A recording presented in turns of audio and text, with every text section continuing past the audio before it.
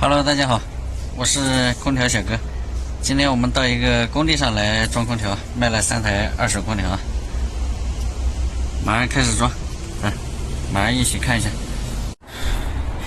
现在3台外机已经被我一个人搬过来了。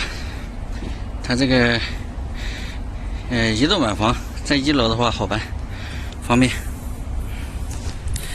这一台内机已经挂上去了啊。现在看看胡师傅接管子，刚才头子不行，重新做了。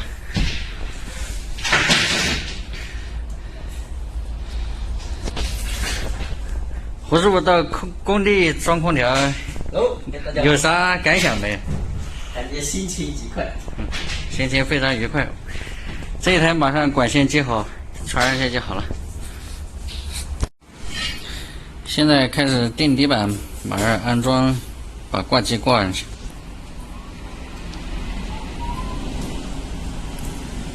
这移动板房不能用水泥钉，只能用自贡螺丝往里边慢慢的往里钻。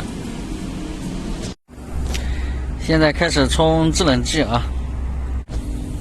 现在是达到制热模式，这个表的压力还正在往上升。等一下看它能升到多少，然后再给大家讲解。现在已经达到22了，看样子还能往上升。现在马上达到25了，这台空调应该是氟利昂比较多了，所以可能还需要放一点。现在这台氟利昂压力太高了，我们需要把它放着一点，因为我们收回来的时候是人家拆好的，我们也不知道里面什么情况，现在氟利昂太多了。现在空调已经全部结束了，马上这台氟利昂充好就好了。这胡师傅正在把空调固定一下。这个虽然怕这个机器，也不是怕机器掉下来，但是把它固定一下，静音效果会更好啊。好标准。现在这个压力就标准了啊。刚才那台是有点多了，所以需要放一些。现在这台已经非常稳定了。现在天气不是那么的热，也不是那么冷，温度适中，所以压力就达到19就可以了。